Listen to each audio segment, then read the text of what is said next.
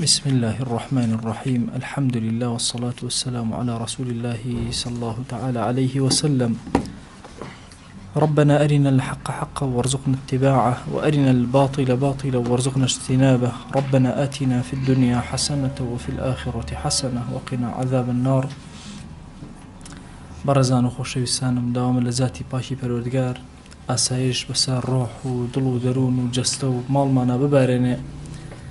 ئێمە لە خزمەت کتێبی نایابی ئەددا والدەوا کە ئیمامی گەورە و عەلامەی زەمانی خۆی ئیمامی ئیبن القەییمی جەوزی نووسیوێتی دەرسی پێشوو باسی زەرەرەکانی نەخۆشی سەبارەت بە دڵ، چۆن زەهر کاریگەری لەسەر لاشەی ئینسان ئەبێ و لاشەی ئینسان دائەڕزێنێ، بە هەمان شێواز گوناهەکانیش کاریگەری لەسەر دڵ ئەبێ و دڵ دائەڕزێنێ. کۆمەڵێ فەرمایشتی بۆ ئێمە باس کرد لە دەرسی پێشووە، دەسمان پێ کرد کە ئادەم عەلەیه السەلام بەهۆی گوناهەوە لە بەهەشت بوو، شەیطان دەرکرا لە ڕەحمەتی خوا بەهۆی عەسیانی خواوە، و زۆری بۆ باس کردین فرعون و قەومەکەی، قاڕون و ماڵەکەی، قەومی یاس، قەومی نوح، قەومی هەموو پێغەمبەران عەلەیهیم السەڵات وەسەلام کە فەوتان، کە هەموو عەذابیان بۆ هات، ئەنواع جۆری عەذاب، هەمووی هۆکارەکەی گوناه و تاوان کە ئێمە لە خزمەت قورئانە ئەوەستین و ئەخوێنینەوە. ئەمەتی ئەگەین کە ئینسان کە گوناهی کرد ئیتر یا عصیانی کرد، زەرەرەکان دەورەی ئەدەن، سەواء زەرەرەکان دەستە جەمعی بن، تاکی بن، فەردی بن، لە جەستەی خۆیان بێ، لە دەوروبەریان بێ، ڕەنگ ئەداتەوە. گوناه ڕەنگ ئەداتەوە لە هەموو حەیات و هەموو کاتەکانی ئینسان. گەیشتنە ئەوەی کە فەرمایشتێک ئەگێڕێتەوە، ئەفەرمێ لە سەماکی کوڕی حەربەوە کە گێڕاوێتەوە لە عەبدوڕەحمانی کوڕی عەبدوڵڵاهی کوڕی مەسعودەوە، و ئەویش لە عەبدوڵڵاهی کوڕی مەسعودەوە گێڕاوێتەوە کە فەرموویەتی إذا ظهر الزنا والربا في قرية أذن الله عز وجل بهلاكها. أجر دوش الدولة جناها كان زنا لقر ربا إذا ظهر وإلى هاد بأشكر أكري وخلي جوا نداته، أفرم إلا خواي جورا إذن أداتك أو قلايا أو جندا هرهم يتيابسي وكتايب. حسني بصري لما راسيل كاني أو هاتوا أفرمي إذا أظهر الناس العلم وضيعوا العمل. أجر خلطيهات هم علميان بربا أكردوا باسي علميان أكردوا علمي خواني عند الأخس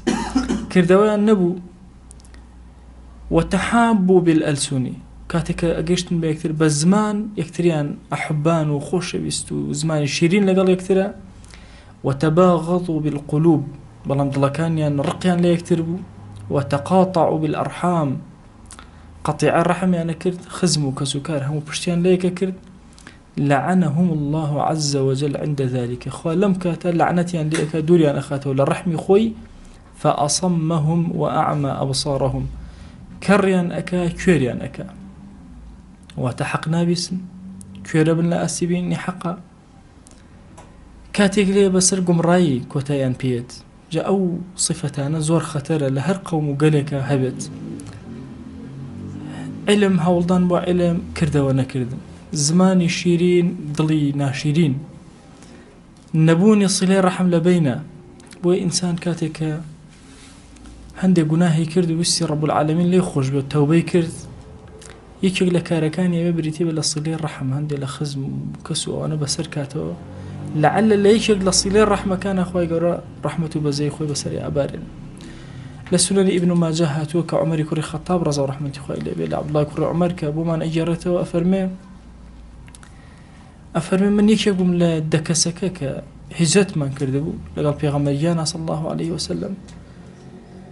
تشريفي مباركي هنا وروي جواني كرد ايما وفرموا يا معشر المهاجرين 5 خصال أعوذ بالله أن تدركوهم. بين صفتهن بنا أقرم بخوا، يعني بيغمري خوا صلى الله عليه وسلم بنا أقرم بخوا مهاجرين أقر ايوه يتيبكن بقنا أو كاتا. إذا ما ظهرت الفاحشة في قوم حتى أعلنوا بها إلا ابتلوا بالطواعين والأوجاع التي لم تكن في أسلافهم الذين مضوا. أفرمي فاحشة لهيج قومك بلاو نابێتەوە دوایی دەرکەوێ طبعا فاحشة كي دركي كالتوا بلاو إنجا دركي أفرمي لهيش قومك بلاو نابتو هتاوك ويلي بإعلان بأشكرائي كان إلا خواي قورا كومالا جورا نخوشي و إيشو أزاني أبو أنيري لباو بابيريان نبو أبد أوشتا نبو يعني استيما تصورا كين ألين آيدز بڕاو کەن ئێستا نەخۆشی تر دۆزراوەتەوە ئایدز بەلایەوە شتێکی زۆر وەکو هەڵامە دوای ئایدز ئەنواع جۆری نەخۆشی تر جار بەجار ئەدۆزێت لەم تەکون فی ئەسلافهم لە بەو باپیریان ناشتیوان نەبووە کەوابوو هەر کاتێک فاحیشە و زینا انتشاری کرد ئللا ئەنواع جۆری نەخۆشی ڕوو ئەکاتە ئەو شوێن هەر کاتێک دووهەمین دانا ولا نقص قوم المكيال والميزان إلا ابتلوا بالسنين وشدة المؤونة وجور السلطان ترازو بازي لكوا دروز بو پیغمبریان صلى الله عليه وسلم أفرمي إلا أو قوم توشي قاتو قري أبن توشي برسيتي أبن توشي سلطاني ظالم أبن هيج قوم يقنيك والزكاة درنكن إلا قطرات أسمان لسينا أجيرته فرماشتك فلولا البهائم لم يمطروا أخوة أقر أجر الله كان نبن قطر باران ينبوناك وتخوارو هر قومك عهد و پەیمانەکانیان بشکێنن خوای گەورە دوژمنێک زاڵەکە بەسەر خۆیانە لە خۆیان نییە دوژمنەکە دوژمنیانە فعلەن لە خارجی خۆیانە هەندێک لەوەی کە لە دەستیانایە هەمویان لێ وەرەگرێتەوە لیان ئەسەنێتەوە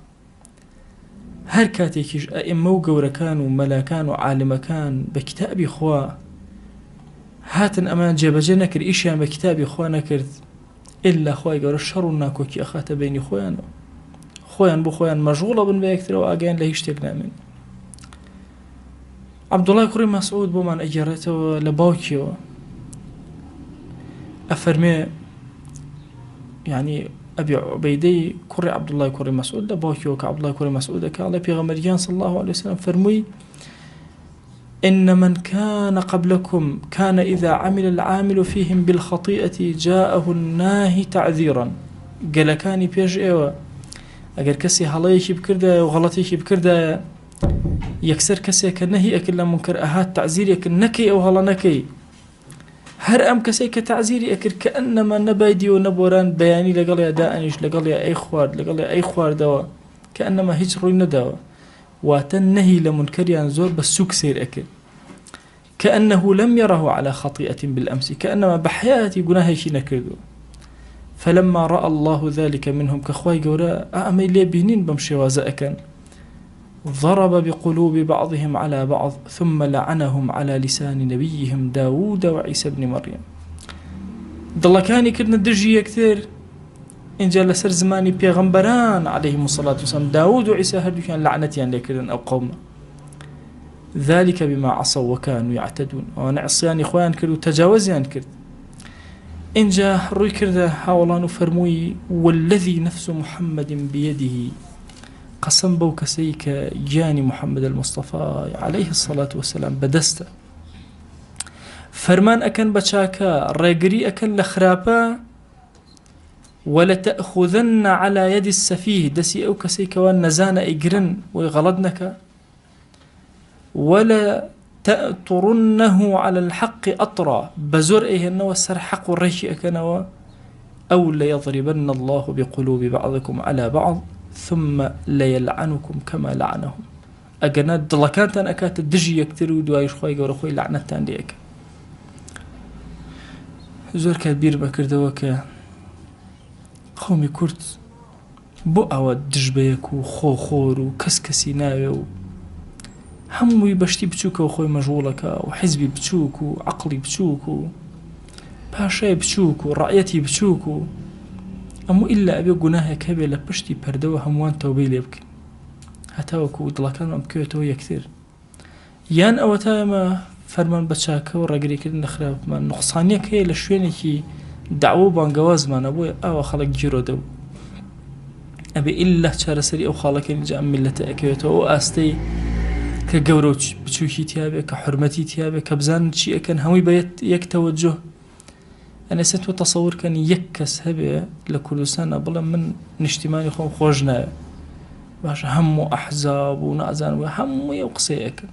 باش كان اجتماعنا خوشي وكاوليك وەرە سەیری خەڵکی موسڵمان کە موسڵمانی کوردستان هەمومان ئەڵێن ئەمانەوە حاکمیەتی خوا بگێڕین ئابزانە حاکمیەت دەگێڕنەوە لە بین یەکە شەڕەکەنەوە خەریکی چین ئەم گەمانە تا کەی مەسەن بەردەوام ئەبێ هەتا ئەو کاتێکەوە بگەڕن ئەو خەلەلانە بدۆزینەوە لەکوایە چارەسەری بکەن یوشعی کوڕی نون یەکێکە لە پێغەمبەران عەلەیهیمو السەڵاتو وەسسەلام خوای گەورە وەحی بۆ نارد فەرمووی 40,000 کەسی باش لەناو قەومەکەی تۆیە لەناو ئەبێن 60,000 خراپیش هیچ ڕووی کردە ئاسمان فەرمووی یا ئیلاهی قەیناکە 60,000ەکە ئەوە خراپە قەیناکە بەس ئاخر 40,000 باشەکە بۆ فەرمووی چونکە ئەو 40,000 باشە بە هیچ شێوازێک لەم یەغضەبوا لغەضەبی لەکوێ من تووڕە بووم ئەوان تووڕە نەبوون زۆر بەلایەنەوە ئاسایی کەسێک کە خراپەی ئەکرد ئەمان زۆر تەبیعی سەیریانە کرد زۆر بە سادەیی کاتێ طبعاً ئەمر بە مەعروف و نەهی لە مونکەر یاسای خۆی هەیە ئەی تۆ تەسەوور کە کەسێک وای لێ هاتوێ بە ئاشکرا خراپەیە بکە تۆ بەلاتەوە چاوپۆشی لێ بکەی ناکرێشتی زۆر کاتیش ئێمە تەسەوورەکەی جۆرێک بە حیسابی شەرم جۆرێک بە حیسابی داوە جۆرێک بە حیسابی پێکەوە ژیان نازانم هەندێک لەم بابەتانە وامان لێ هاتووە سێرەکەی هەندێک لە گوناهەکان زۆر بە ئاسایی بەلامانەتی ئەپەڕێ چەند کەسمان هەیە لە مەجلیسە ئەبینەیە کەسێکی محتەرەم ڕەفیقێکی دۆستێکی غەیبەتەکە بەلایەوە زۆر ئەتێتی زۆر ئاساییە بەلایەوە کە غەیبەتەکە ڕووی نایە پێی بڵێ کاکە ئەمە غەیبەتە یان هەر ناکرێ مەجلیسەکە ناگۆڕێ یان هەڵناسێت لە مەجلیسەکە کە ئەمانە هەمویان هەڵەی زۆر گەورە و کوشندن چونکە یەکێک لە گوناهە کەبیرە زۆر کەبیرەکانی کە زۆر بە ئاشکرا لەناو گەلی ئێمە ئەکرێ بریتێ لە چی بریتێ لە مەسەلەی غەیبەت کە مافێکی زۆر قورسە بەسەر شارمانەوە زۆر بە کۆڵمانەوە دەیفەرمێ بزانە چۆن زۆر بە ئاسایی ئەو باسی ئەوەکە ئەو باسی ئەوەکە هەندێک جار وا ئەزانین ئەو باسکردنەش باسی داعوە و بانگەوازە لەوەچێ کەسێک لەبەرەوەی هاوفیکری خۆم نییە ئامادەم سەدان بوهتان و سەدان جار غەیبەتی بکەم بەلاشمەوە ئاسایی بەڵام هاوفیکری خۆم بەلامە زۆر قورسە هەر یەکێک لەو گوناهانەوە یەکێکە لە گوناهەکان دەیان و هەزاران گوناهی تر هەتاوەکو وای لێنێ ئێمە ڕێگری لێ بکەین خەڵکان دەبمێنێ لەم ئومەتە موسڵح بن ڕێگر بن زۆر زەحمەتە چارەسەری ئەو گرفت و نەخۆشی و دەرد و ئازارانەمان بکەین خوا جەلە جەلالوهو دوو مەلائیکەی نار بۆ لادەیەک فەرمووی هەرچی لەو لادەیە بیفەوتێن کاتێک کە ڕۆشتن سێرەکەن پیاوێ لە مزگەوتە خەریکی نوێژە بە تاقی تەنها کەس ئاگای لێ نییە هاواریان کرد پەروەردگارە ئەمە عەبدێک لە عەبدەکانی لێرە نوێژەکە فەرمووی دەستکەن بە کاولکردنی لادەکە بەویشەوە چونکە ئەوە جارێک نەبوو لە جارەکان نێوچەوانی گرشکە لە بەرخاتی من تووڕە بێ لەسەرەوەی کە گوناهێک کرا زۆر بەلایەوە ئاسایی بوو گوناهەکان ئەکرا لە فەرمایشتێکی ترا فەرموویە یەکێک لە مەلائیکان ئەمری پێکرا فەرموویان ئەو لادێ بە ناخی عەرزە فەرمووی پەروەردگارە فڵانە کەسی عابیدی تایە زۆر عابیدێکی گەورەیە وەحی بۆ هات کە لەوە دەست پێ بکە چونکە جارێک لە جارەکان دەموچاوی گرژ نەکرد لە بەرخاتی من کاتێک کە گوناهێکی بینی ئەمانە هەمویان دلیل بۆچی وی ئینسان نابێ نەهی لە منکەر یا منکەرێکی بینی بەلا ئاسایی بێت ئەوە تەسەوورەکەن ئێمە چەند ئیش لەسەر ئێمە ئەکرێ بۆی منکەر بەلامانەوە ئاسایی بکرێت مەسا سایدی نوورسی قسەیەکی هەیە فەرمی ئەگەر ئینسان لە عمری خۆی قەت نەزەری نەکرد ئەفەرمێ یەکەم جار کە نەزەر ئەکا دنیای لێتەوە یەک لەوە ئەچێ ئەوەندە نەخۆشکەوە هەندێک جار بڕشێتەوە لە ئاستی ئەو گوناهی کە کردوێتی ئەوە قێزی لە خۆی ئەبێت بەڵام دوای سێرەکەی وردە و ئاعتیادی بێتەوە لای تەسەوورکەن لە نەوەتەکانە کێ هەبوو ئەگەر تەلەڤیزیۆنەکەی لەسەر ئافرەتی بێکسەر لای نەبوو هەموو خەڵک لای ئەبرد ئەی ئێستا زۆر تەبیعی جا تەطبیعی گوناه خەتەرترین شتە لە گوناهەکە خەتەرترە چونکە هەر کاتێک گوناه تەطبیع بوو لە ناو خەڵکە بوو بە طەبیعەت و ئاسایی بوو زۆر خەتەرێکی گەورەیە تۆ تەسەوور کە مەسەلەن چێ شتێک کە زیاد و ئێڕژی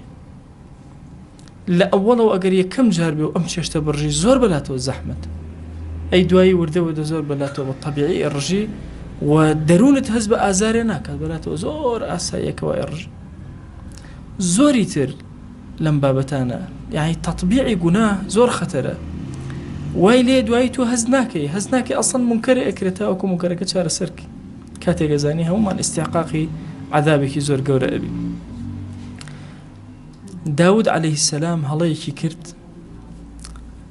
دوایی دوعای کردوتی خوای لێم خۆش بە ڕەب العالەمین وحی بۆ ناد ئەی داود ئەوە لێت خۆش بووم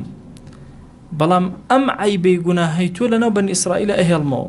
یا ڕەبی خوایە تۆ ئەحکەم الحاکمینی باشترین و عادلترینی من گوناهم کردو بۆ بەنی ئیسرائیل عەزەتی گوناهەکەی من بخۆن فەرمووی نا کاتێک کە تۆ گوناهەکەت کرد ئەوان ئینکاریان لێ نەکردی بێدەنگیان لێ کرد ئەو پێغەمبەریان بوو عەلەیهی السەڵات وەسەلام بەڵام لەبەر ئەوەی ئینکاریان نەکرد لەو گوناهەی کە کرا لەو خەڵی ئەو هەڵەیە کرا طبعا پێغەمبەرە عەلەیهی السەڵات وەسەلام لە گوناهی کەبیرە هەمویان معسووم لە گوناهی سەغیرەیەکی زۆر بێڕێزیش هەر معسووم قەت نایکرد بۆ نمونە سەغیرەی زۆر بێڕێز چۆن طبعا دزی با بڵێن کەسێک بێ شتێکی بچکەڵە بدزێ بۆ نمونە پوشێ بدزێ ئەم پێوتە سەغیرەی حەقیر هاتووە گوناهەکە گوناهێکی بچووکی کردووە بەڵام زۆر بێڕێزە تۆ مەسەن بێ پوشێ لە کەسێ بێ پوشێ چ ئیسفادەیەکیە پێغەمبەر عەلەیهی السەڵات وەسەلام لەو جۆرە گوناهەش معسوومن بەڵام مجەڕەدی گوناهی سەغیرە بە عامەتەکەی پێغەمبەر عەلەیهی السەڵات وەسەلام تیایە معسووم نین بۆی ئەفەرمێت داود عەلەیهی سەلام خەتیئەیەکی کرد هەموو بەنی ئیسرائیل پێوە یورۆدە بوو چونکە هیچ قسەیان نەکرد کاتێک خەتیئەکە ڕوویدا ابن أبي الدنيا لأنس كري مالك ومن أجرته فرم جارت شو ملاي دايك من عائشة رضا ورحمة خويلة به لقل بياوي شترا بياوكا بيودوتي أي دايكي إيمان داران بس بو ملرزم بوك فرموي هركاتيك بحلال ينزاني زنايا بحلال زاني عرق خواردن بحلال زاني خريك موسيقى ليدان بون خوا جل جلاله لأسمان وليان تورا أبي أمريكا بزوي كواجولي بكات بۆ ئەوی بگەڕێنەوە ئەگەر هات و گەڕانەوە زۆر باش نەگەڕانەوە ماڵەکانیان ئەڕوخێنێ بەسەریان وتیانەی دایکی ئیمانداران چی و بیسوور لە پێغەمبەری خوا صلی الله علیه و آله وسلم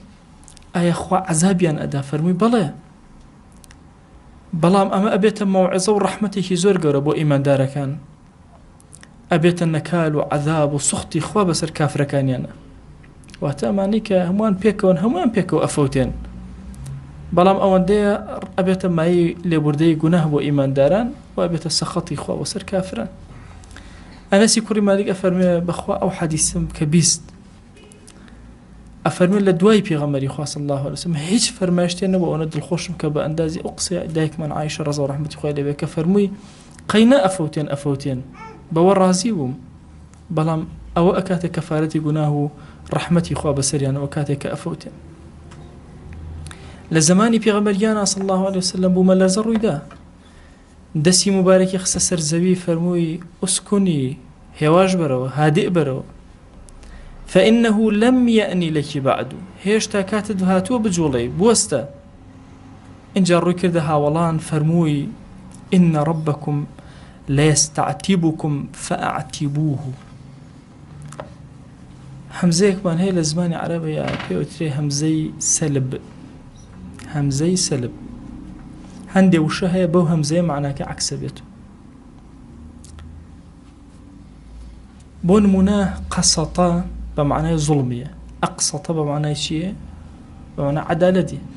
والله يحب المقسطين إن الله لا يحب القاسطين ئەوانەی کەوە قاسطن خوا خۆشی ناون ئەوانەی مقسطن خوا خۆشی ئەون واتە ئەوانە عادلن خۆشیەوەن ئەوانەی جائر و ظالمن خۆشی ناون خۆشمان لە کوردەواری ئەڵێن عیتابی لێگرت باشە عیتاب ئەفەرمێ خوای گەورە ئەیەوێت هوشیارتان کاتەوە عیتابتان لێ بگرێ فەئەعتیبوه ئێوە بڕۆن جێگە عیتابەکان هەڵگرن بۆی عیتابتان لێ نەگرێت چونکە هەمزەکە عەکسی ئەکاتەوە یعنی کارێ بکەن خوا عیتابتان لێ نەگرێت ثم تزلزلت بالناس على عهد عمر بن الخطاب دوای ئەوەی تر زەوی جوڵەی نەکردەوە دوای ئەو فەرمووی ئوسکونی لە زمانی ئیمام عومەر جارێکی تر جوڵەی کردەوە هاواری کرد هۆ خەڵکینە ئەمە چی ئەم بوومە لەرزەیە والله ئیلا شتێکتان کردووە بزان چیتان کردووە لە زمانی پێغەمبەریانە صلی الله عليه وسلم نەتان کردووە چه بدعەیەکتان کردووە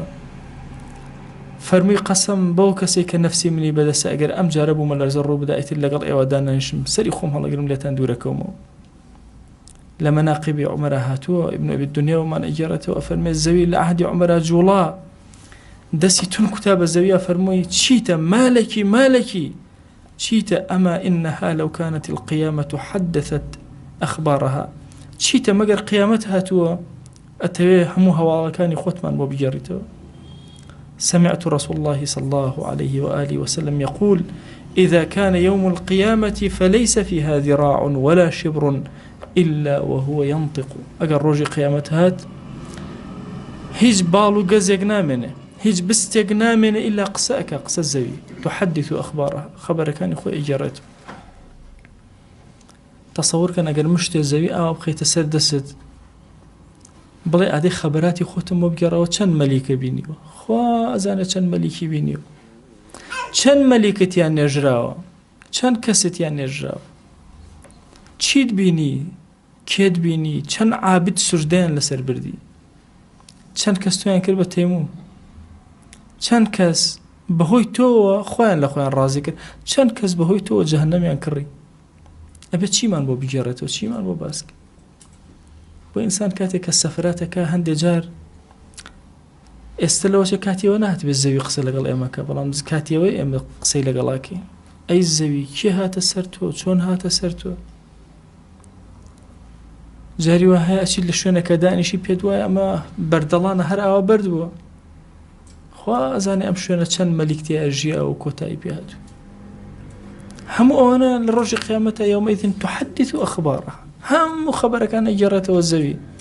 فڵان کەس ئاوای کرد ئەو گوناهەی کرد ئەویتر ئاوای کرد ئەویتر ئەو عەبدایەتی کرد ئەویتر سوژدەی بر لێرە من بوومە قسمەتی خاکی فڵان کەس گۆڕی فڵان کەس لە ژێرما بوو ئای فڵان کەس پارەکەی لێرە شاردەوە نەیدۆزیەوە مرد کێ هات دۆزیەوە بردی ئەویتر چوو یعنی سبحان الله يومئذ تحدث أخبارها بۆ ئیمام عومەر پیاوی کێشا چی قیامەت هاتووە تێ بۆمان بگێڕیتەوە بوەستە پێغەمبەریان صلی الله عليه وسلم فەرموویەتی بەخوا بستێ گەزێ نامێنێ زیراعێ نامێنێ باڵێ نامێنێ ئیلا هەمووی هاوارەکە قسەکە ئەگێڕێت صفەیە بۆمان ئەگێڕێتەوە ئەفەرمێ زلزلت المدينة على عهد عمر فقال يا أيها الناس ما هذا ما أسرع ما أحدثتم لئن عادت لا أساكنكم فيها فرمووی زەوی بوومە لەرزەیەک ڕوویدا لە زمانی ئیمامی عومەرە و هاواری کرد هۆ خەڵکینە چۆن بە پەلە ئەوە هەڵگەڕانەوە چیتان کردووە بەخوا ئەم جارە کە ڕوویدا ئیتر لەگەڵتانە دانەنیشم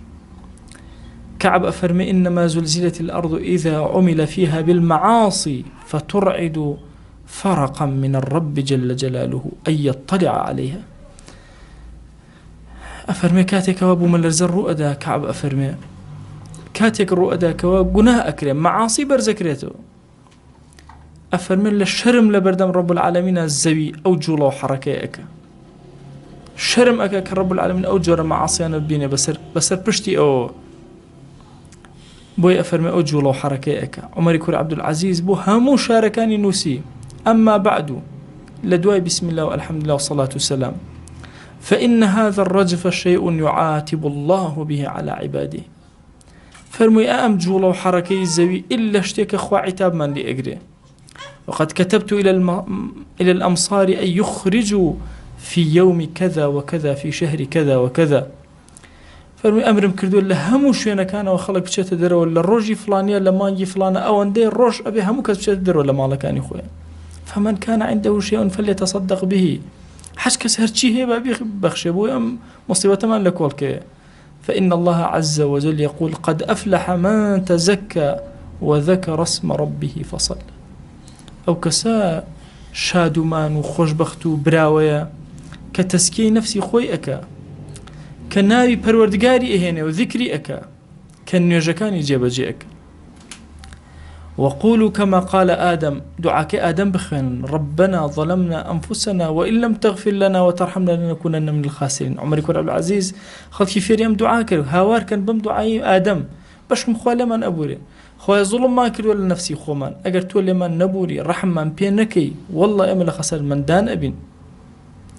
وقولوا كما قال نوح هاوار كانوكو هاواركي نوح وإلا تغفر لي وترحمني أكن من الخاسرين. أجر تو رحمة بين لم نبوري تو رحمة بينكي بخوي شيء من الخاسر كان وخسر من دكان. هاوار كان بهاواركي يونس لا إله إلا أنت سبحانك إني كنت من الظالمين. هیچ پەروەردگارێک نییە استحقاقی پەرستنی هەبێ ئیلا تۆ نەبی پاک و بێگەردی بۆ تۆ من یەکێکم لە ظالیمەکان. وا تەسەور نەکەین زاڵم هەر ئێمە کە باسی زاڵمەکەین هەمیشە تەبیعەتمان ئەوە حاکمی وڵاتەکە و ئەوانەمان هەموو یەتە پێشچاو خۆمان نەیەتە پێشچاو. چەند کەس هەیە زوڵم لە نەفسی خۆیەکە چەند کەس هەیە زوڵم لە چەند کەسێکی بچووکەکە لە بەردەستیە چەند کەس بە پێی دەسەڵات و سوڵتەی خۆی. بۆیە زوڵمەکان ئینسان سەرەتا لە خۆیەوە دەست پێەکە دوایی لە دەوروبەریەوە دوای یەتە سەر تەواوی خەڵک و عامەتی خەڵک. بۆیە ئینسان جاری وایە بەهۆی زوڵمێکە لە نەفسی خۆی ئەکە ئەزانی چەند مەحروم ئەبێت لە چێژی عیبادات و تاعات و خواناسی. بەخوا جاری وایە گوناهێک وا لێ ئەکە دەیان هەفتە شەوان ناتوانانی هەڵسیتەوە وا لێەکە ناتوانانی قورئان بخوێنی وا لێەکە نوێژی زوحا پێ ناکرێ قوفڵەوی لە نوێژی زوحا وا لێەکە پێت نابەخشرێ هەرچی ئەەکەی ئەوەی کۆیەکەیتەوە بەشی خۆشت ناکە بەرەکەت لە ماڵتان نامێنێ لە ژیانتان نامێ لە حاڵتانە هەمووی عەسیان. بۆیە ئەم سەرەبابەی ئیبن قەییم دایانە سەرەبابێکی زۆر وردە چۆن لاشە زەهر دای ئەڕزێنێ بەخوا ئەوە گوناه دڵدا ئەڕزێنێ. ئەفەرمێ فەرمایشتێک ئیبن عومەر بۆمانە گێڕێتەوە پێغەمبەریان صلی الله عليه وسلم فەرمووی ئەگەر خەڵکی پەلاماریاندا بۆ دینار و درهەم دەستیان کرد بە کار و کەساوەت و بازرگانی دەستیان کرد بە شوانی وتركوا الجهاد في سبيل الله جهادیان لە پێناوی خۆیان فرامۆش کرد أنزل الله بهم بلاء خۆی گەورە بەڵاو مصیبەتێ بەسەریانەدا ئەبارێنێ لا يرفعه عنهم حتى يراجعوا دينهم لەسەریان هەڵ ناگرێ ئەبەد إلا ئەبێ مراجعی خۆیان کەنەوە بگەڕێنەوە سەر دینەکەی خۆیان. لە فەرمایشتێکی ترە ئەفەرمێ ئەگەر هات و پەلاماری دینار و درەمیاندا و خەریکی بازرگانی بوون وازیان لە جیهاد هێنا لە پێناوی خوای پەروەردگارە و کلکی ماڵەکانیان گرت و هەر هەموو خەریکی شوانی بوون أنزل الله عليهم من السماء بلاء خوا لە ئاسمانەوە بەڵایەکیان بۆ ئەنێرێ فلا يرفعوا عنهم حتى يراجعوا دينهم ئەو بەڵای ئاسمان بەسەریانەوە هەڵ ناگیرێ هەتا وەکو نەگەڕێن. بۆیە حەسەنی بەسری ئەی فەرموو فتنە چییە فتنە؟ والله فتنە بەس بریتە لە عقوبەتێکی خوا کە ئەیداتە خەڵک عقوبەی خۆیە فتنە مصیبەتێکە خوا ڕووی ئەکاتە خەڵک بەهۆی گوناه و عیسیانێکە و فتنەیەکە تێکەوتن عقوبەیە کەی هاتن ئیستحقاقی عقوبەکە نەبوون فتنەکە لە ئاچ. زۆر کات ئینسان نەخۆشەکەوێ 100 دەرزی و دەرمان بەکارێن ئەتۆ جارە مراجعەیەکی نەفسی خۆت کە بزانە هۆکار چییە یانی زان لەکوێ ئەم خەلەل دروست بووە تەوبەیەکی صادقانە بکە لعل خوای گەورە دەرگاکانی خێر لێ ئەکات. مەقالەیەکم خوێندەوە زۆر سەرنجی ڕاکێشان باسی بەرمەجەی ئیسلام بۆ حیاتی ئینسان. جوانترین کەسێک کە ئیسلامی تەنفیس کردبێ کێ؟ پێغەمبەریانە صلی الله عليه و آله وسلم 63 ساڵ عمری بوو چەند تاڵێکی سپی لە ڕیشە. پێغەمبەری خوا صلی الله عليه وسلم گەورە بوو عمری گەورە بوو بەڵام پیر نەبوو لە ئەخیری عمرە یعنی لە 63 ساڵە چەند تاڵێکی سپی هەبوو. پێغەمبەری خوا صلی الله عليه و آله وسلم زۆرێک لە دەردە کوشندەوە نەیبوو بەینەما پێغەمبەران عەلەیهیم الصەلاة وەسسەلام ئازاریان دوو ئازارە تایان بە ئەندازی دوو مرۆڤ ئێشیان بە ئەندازی دوو مرۆڤ. لەگەڵ ئەوەشە پێغەمبەریان صلی الله عليه و آله وسلم سێرەکەی هەیئەتی پیری پێوە دیار نەبوو. عائشە ڕەزا و ڕەحمەتی خوای لێیە بۆمان ئەگێڕێتەوە دایکمان ئەفەرمێ واللهی پێغەمبەری خوا صلی الله عليه وسلم زۆر بەگوڕ بوو ئەڵێ لە نزیکی 62 ساڵێ حەتەمەه الناس ئەوەندە خەڵک ئەهاتن و ئەوەندە خەڵک سەریان لێ ئەدا و ئیسراحەتی نەئەکرد بە دەمی خەڵکە و ئەوە تەحتیمی کرد ئەگەر پێغەمبەری خوا صلی الله عليه وسلم چونکە بەرمەجەکەی ئیسلامی جێبەجێکە هیچ کێشەیەکی نەبوو. بۆیە عەزیزانم ئەگەر بەرمەجەکە جێبەجێکەین وەکو خۆی لە عەسیان خۆد و پارێزەوە بەخوا ئەم ژیانە دەوێتە بەهەشت لە خۆڕای ئەو قورئانە بۆ ئێمە نەهاتوو. بۆیە لەکوێ زانیت کەوا عەسیانەکان ڕووی تێکردی بگەڕێ، یان لەکوێ زانیت مەسەڵەن موسیبەتەکان ڕووی تێ بگەڕێ لە عەسیانێ هۆکارێکەیە، لەکوێ تەمەڵ بووی لە عیبادەت و تاعەتە ئیلا خەلەلێکەیە لە گوناهێکە و سەرچاوی گرتو بزان ئەو خەلەلە چییە. بڕوا ئەکەن جاری وایە ئینسان یعنی مەحرومە بێت لە نوێژی جەماعەت، ناتوانێت نوێژی جەماعەت کرد، لە پەنایە جەماعەت کرد ناتوانێت بیکە هیچ باشە هۆکاری و چیە بۆ ناچی جەماعەتەکەت کورە و ماڵتانە ئەوژ مزگەوتەکەی ناتوانێت گوناهێک ڕێ لێ ئەگرێ ڕایەگرێ ناتوانێت. جاری وا هەیە لە بەخشندەیە کابرا هەرچی ئەکا ناتوانێت بەخش هەشێتی کۆی ئەکاتەوە ئەشێوی بەخشێ ئەشڕوە شتێتە پێشەوە نای بەخشێ ئەگەڕێت نازانێت هۆکارەکە چیە تەوبە بکە بگەڕێ بزانە لەکوێوە گوناهەکە لەکوێوەیە. هەندێک لە پێغەمبەرانی بەنو ئیسرائیل ڕەزا و ڕەحمەتی خۆیان لێبێ ئەفەرمێ بەختو النەسر یەکێک بوو لە حاکمە زاڵمەکان کاتێکەوە زۆری بۆ هێنابوون ئەیانوە چی ئەیانوە ئەمە بەخۆی ئیشی خۆمانەوە بوو خوا ئەمەی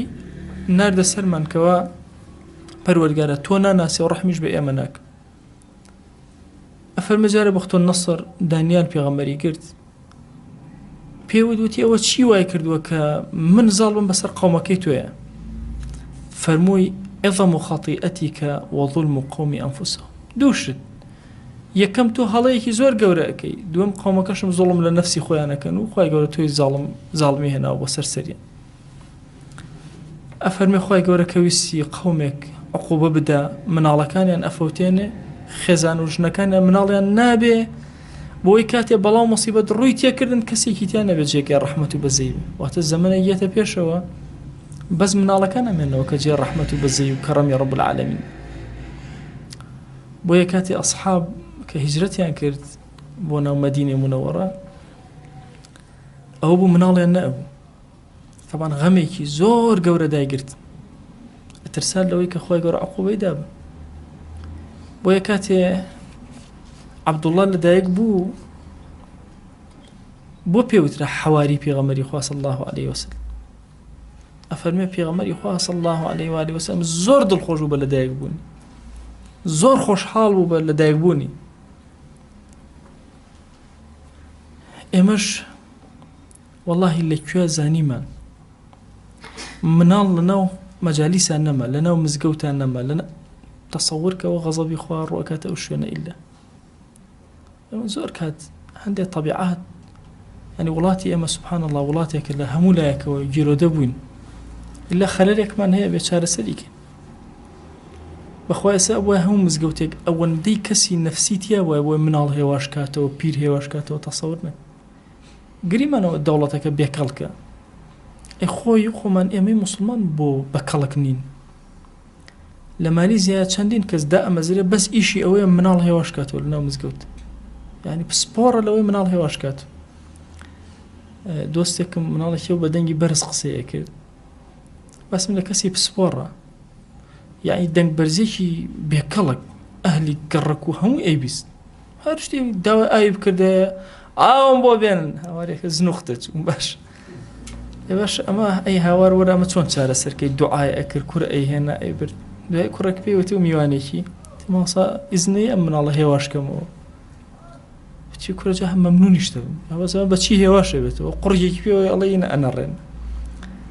خوا ڕەحمی کردو قوڕگمەوە قوڕی سیسرگ نییە سیسرگ طبعاً ئەو قوڕگە بچووکاڵێ ئەگەر بدرێ بە ئینسان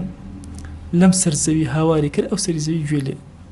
ئەگەر ئەو قوڕگە بچووکە گەورە بکرێ بە قوڕگی ئینسان سوبحان الله ئەوەنە قەوەتی یاوەتی خوای گەورە.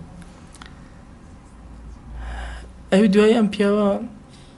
چۆن وردە وردە ئەم مناڵە هێواشکرد ئەو یەکەم جار بوون بە ڕەفیق هەردووکیان بە دەنگی بەرز قسەیان نەکرد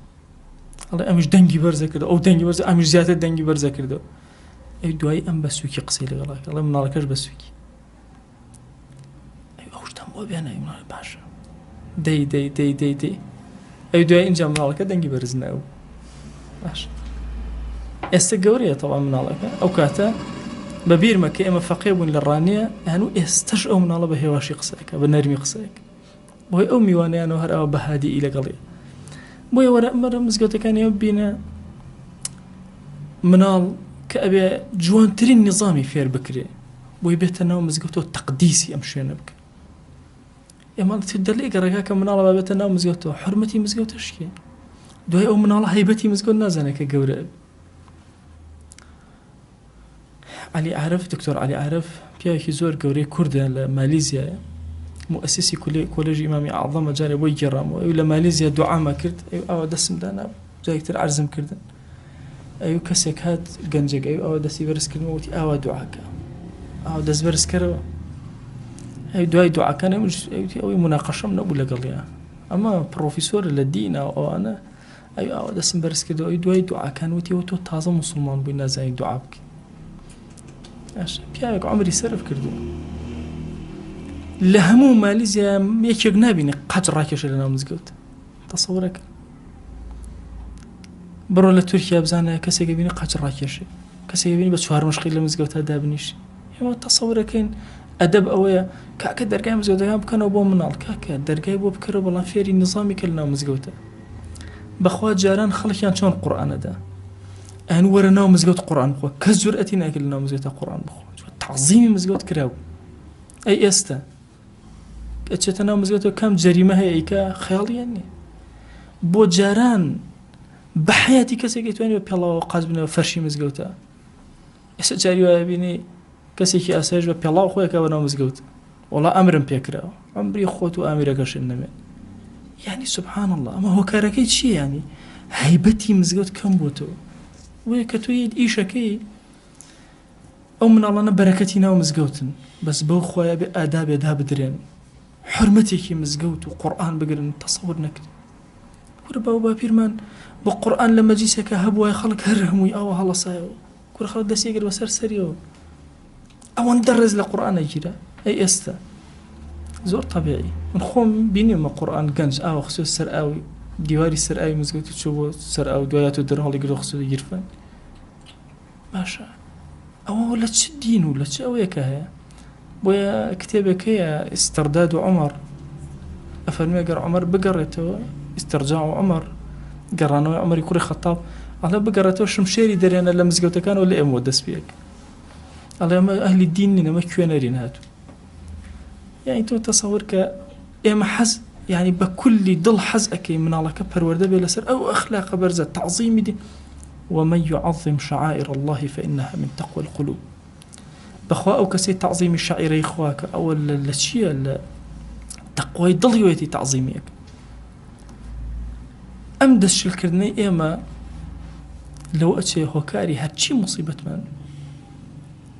يعني تو تصور كالصحوي إسلامي زور بهز ولا كل سنة الرج بالرج تراجعك أبو دوائت درس دورك نبي لمنا لا أميدك بيتي أميد نابيني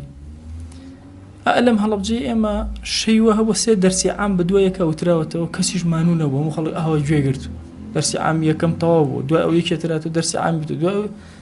كسيش مانونه أي أستا هو نخوم سنجار درسي عام دانا ولا شنبرده كس نايت چەند کەسێکی کەمی زۆر خەواز نەبێ نایەت بۆیە مەجبور ئەبی کتێبێک دانی ئەڵێ کتێب منهەجە کەسیش نەیە دڵە هەر پێ خۆشە ئەڵێ چکۆکو دەرسی عام نییە مادام منهەجە قەی ناکە لەگەڵ منهەجە هەموو کەس پێ ناکرد بۆیە مەبەستم مناڵەکە بوو مناڵ زۆر گرنگ لە ماڵە لە دەوروبەرە لە ناو مزگەوتە لە هەموو کۆڕێکە ئەبێتە مای ڕەحمەت و بەزەی چووکە گوناهێکی نەکرد ڕیشی سپی پیرەکانی ناو مەجلیس کورە زۆر گەورن ئەبێ زۆر ڕێزیان لێ بگیرێ بەخوا شەیبەیەکی ئیماندار تاڵێ مووی سپی کە حورمەتی ئەگری لە بەرخاتی خوا زۆر پلە و بەرز بۆتەوە ئەی ئێمە چۆن بین تەوزیفی ئەمە بکەین چۆن بین بتوانین ئەم ڕەحمەتەی خوا لە هەموو سوچێکە هەبێت و بزانین چۆن تەسەڕوف و تەعامل لەگەڵاکەین. بۆی ئەفەرمێ ئەگەر خوا ویستی قەومێک لە قەومەکان تووشی نقمەتکە و ناڕەحەتیکە مناڵیان ئەکوژێ، خێزانەکان مناڵیان ناوێ، اینجا بەڵایە بەسەریان ناو یەک کەسیان تیانە جێگەی ئەو بێ کە خوای گەورە ڕەحمی پێ بکە. فەرمایش زۆرن لەم بابەتە و ئیبن القەیم ڕەزا و ڕەحمەتی خوای لێبێ زۆر مۆزوع ماوەکە بۆمان باسکە. گرنگ ئەوەیە هەموو ئەم شتانە کە ئەڵێت و ئیبن القەیم بۆ ئێمەی سەر دەکە، ئەوێ شتێ بە ئێمە بڵێ. لە ئەوڵەوە باسمان کرد ئێمە ئەم کتێبە باسی دا نەخۆشیەکان و باسی دەواکانە، ئەمە داەکەی باسیێک دەردەکەیەکە باسیەکەین، پێشتر باسی دەواکەمان تۆزای کرد کە قورئان، دوعا، ئەعمالی ساڵحە هەموو بێتە دەوا، ئاسایش بۆ ڕۆح دەهێنێ. بەس بەخوا لە هەمویان گرنگتر ئەوەیە هەر تووشی نەخۆشی نەهات. ئەکرێ ئینسان تووشی نەخۆشی هاتبێ و چارەسەریکە، ئاسایشش بۆ ڕۆحی بێت. بەڵام ئەگەر هات و تووشی نەخۆشی هەر نەبوو بێ، چێژەکەی زۆر زۆر زیاتر و زۆر گەورەتر ئەبێ. بۆی ئومێد دەکەم هەر هەمومان پێکەوە بتوانین شۆڕشێکەین بەسەر خۆمانە. بەخوای مە هەمومان عەوداڵی ئەوین ماڵمان ئاسایش بێ، ڕۆحمان ئاسایش بێ، وڵاتمان ئاسایش و ئارام بێ. ئەم ئاسایشی و ئارامیەمان لە چیا دەسەکەی؟ جاری وایە کەسێک ئەڵێ وەڵا بێتاقەتم، ئەڵێ با بچم تۆزە هەڵپەڕم بۆی بێتاقەتەکەم بڕۆ. دەی باشە بچوو هەڵپەڕێ، باشە بێتاقەت یاقی چێ وسە هەڵپەڕی؟ باش. یا کەسێک تر ئەڵێ وەڵا با بچم بۆ دەشت تێشتێ تۆزە بێتاقەتەکەم بڕۆ. باشە تۆ چاوی ئێشەکە کە ئەچی بۆ دەشت بۆ شتێ ببینی یا کێشەکە و چییە؟ تۆ دەروونتە دەروونت. بڕۆ تەفتیشی دەروونت کە بزانە گوناهەکە لەکوێیە بیدۆزر. بەخوا جاری وە هەیە یەک تەوبە ئاسایشێ بە ناخت ئەدا و بە ڕۆحت تەسەوور ناکەی. جاری وە هەیە سەدان دکتۆر کە نەخۆشیەکە توش وە حەلی نییە، سەدان دکتۆرەکەی چارەسەری نییە، کەچی سوبحان الله تەوبەیەکی سادقانە کە یەک ئەستەغفیرڵڵاه ناخی دڵتەوە دەرەچێ، گرفتەکانە هەمویان سافە کات و چاکە. ئومێد دەکەم خوای گەورە بە لوتف و کەڕەمی خۆی کەلیماتی ئەم پیاوە مبارەکە ئیمام ئیبن القەیم بکاتە نەخۆشی، بکاتە چارەسەر بۆ نەخۆشیەکانی منیش و جەنابیشتان و هەموو ئەوانش کە گوێمان لێ ئەگرن و ئەمان بینن. داوا ئەکەین و ئەپاڕینەوە ئەلاڵینەوە ئەڵێن یا ڕەبی پەروەردگارە ڕەحمەت و کەڕەم و بەزەی خۆت بەسەرمانە ببارێنە، دڵەکانمان ئاسایش و ئارام کە، ماڵەکانمان ئاسایش و ئارام کە، وڵات و نیشتیمانمان ئاسایش و ئارام کە. یا ڕەبی خۆیە داوا لێ ئەکەین گوناهانێ بە ئاشکرا کردومانە عەفومان کە، گوناهانێ بە پەنهان کردومانە عەفومان کە، گوناهانێ کە زانیومانە و کردومانە عەفومان کە، گوناهانێک کە نەمانزانیوە کردومانە عەفومان کە، گوناهانێک پەروەردگارە کە زیادەڕەویمان کردووە لە حەقی تۆیە و بێئەدەبیمان کردووە پەروەردگارە بمان بورە، گوناهانێک بە جەهل و نەزانی کردومانە بمان بورە، گوناهانێک گەورە بۆ کردومانە بمان بورە، گوناهانێک بچووک بۆ کردومانە بمان بورە. پەروەردگارە لە گوناهی دەستمان ببورە، لە گوناهی دڵمان ببورە، لە گوناهی چاومان ببورە، لە گوناهی گوێکانمان ببورە، لە گوناهی زمانمان ببورە. تو گەورەی خۆت دڵمان پاک کەرەوە یا ئەکرەم الئەکرەمین. خەیاڵاتی خراپ لە دڵمانە مەهێڵە، فکرمان ساخ کەرەوە بۆ خۆت، دڵمان ساخ کەرەوە بۆ خۆت، دڵ و ڕۆحمان پڕکە لە ئاسایش و ئارامی یا ئەکرەم الئەکرەمین. خوایە داوا لێ ئەکەین بە ناوی جوانت بە صیفەتی بەرزت بە ئیسمی عەظەمت. پەروەردگارە بەخوا ئەم عەبدانەی تۆ دەستی دوعا بۆ کەس بەرز ناکەنەوە بۆ تۆ نەبێ. بەخوا پەروەردگارە ئەم عەبدانەی تۆ ڕکوع نابن لە بەردەم هیچ کەس و شتێکا بۆ تۆ نەبێ، سوجدە لە بەردەم هیچ شتێک و کەسێکا نابن بۆ تۆ نەبێ. دەیا ئیلاهی هەر گرفتێکمان هەیە بۆمان چارەسەر کە، ئەومان بێ حاڵ و ماڵە ماڵداری کە، ئەومان بێ مناڵە مناڵی پێ عەتاک، ئەومان بە مناڵە مناڵەکانی ساڵح کە، ئەومان کەم ڕزقە ڕزقی حەڵاڵی زیاد کە، ئەومان نەخۆشە شیفای بۆ بنێرە. پەروەردگارە داوا لێ ئەکەین بە گەورەی خۆت ئەومان کەم ڕزقە ڕزقی حەڵاڵی زیاد کە. یا ڕەبی خوای گیان ڕزقی حەڵاڵ بخەرە ناو بازاڕەکانمانەوە، تو گەورەی خۆت لە حەرام بمان پارێزە. خوای گیان ئەوەندە حەڵامان بدەرە محتاجی حەراممان مەکە یا ئەکرەم الئەکرەمین. یا ڕەبی خوای گیان داوا لێ ئەکەین بە ناوی جوانت بە صیفەتی بەرزت بە ئیسمی عەظەمت لە گوناهی دایک و باوکمان ببورە، لە گوناهی برا و خوشەکانمان ببورە، لە گوناهی خێزان و هاوسەر و مناڵەکانمان ببورە. تو گەورەی خۆت خوایە لە گوناهی مامۆستا و قوتابیەکانمان ببورە، لە گوناهی خزم و ئەقریبا و ڕەفیق و خۆشەویستانمان ببورە. لقناهي دراوسي كان من ببورة، لقناهي أهل الشارع كمان ببورة، لقناهي خلقي كردستان ببورة، لقناهي أمتي في غمري خوا صلى الله عليه وآله وسلم ببورة. تو قوري خوت خوايا خوشويستي محمد المصطفى عليه الصلاة والسلام ظلمنا زيادك بمن كره حبيب خوشويستي أو يا أكرم الأكرمين. يا ربي خوايا داوال لي أكين أي أو كسيك واسبارده زيناكي وخوم أن سباردي توكر يا رب العالمين، إيمان من سباردي توكر يا أكرم الأكرمين. تو قوري خود لم دنيا درمان مك بإيمان ونبي، لم دنيا درمان مك بشهاية مان ونبي، يا إلهي قبول من كل ديواني خوتا يا أكرم الأكرمين. پروردگارا داوال لي أكين بناوي جوان بصفتي برز باسم عظمت. خوايا جان إما زمان من كل لدعايا هرچاکە یە پێغەمبەریان صلى الله عليه وآله وسلم داوای لێ کردووی خۆی ئەمەش داوا لێکەین و پێمان عەتاکە. هەر خراپەیە ئەو خۆشەویستە پەنای پێگرتووی خوای ئەمەش پەنات پێگرین و پەنامان بدە یا رب العالمین. یا ربی خوای جان ئێمە لە خزمەت وتەی ئەم پیاوە گەورانە ئەوەستین هەموو جارێک پەروەردگارە ئەم کەلیماتانە بکەرە نور و ڕۆشنایی بۆ ژیانمان و ناوگۆڕمان یا رب العالمین. بیکەرە خەیر و بەرەکەت بسر صاحبي أم كتابة ببارينا يا أكرم الأكرمين ودرجات عاليك لا يخوت يا أرحم الراحمين. يا ربي خوايا جان أما جيتشون آوا كوبين تو إستا تو قوري خود خوايا آوا لخزمة بيغمريانا صلى الله عليه وسلم لباشتا كومان كروا پروردگارا صلاوي أما جيسي إما بقينا بيغمري خوا صلى الله عليه وآله وسلم يك نوما لخزمة يابينا خوايا جان يك نوما لخزمة يابينا تو قوري خود خوايا يك نوما لخزمة يابينا يا أكرم الأكرمين. آمين آمين والحمد لله رب العالمين. وصلى الله على سيدنا محمد وعلى آله وصحبه وسلم تسليما كثيرا أبدا إلى يوم الدين. خواهي قول لقناهي من الشيء وجبوره سرفراز من يا ربي. خواهي قول لمن قبولك وموفق بنا.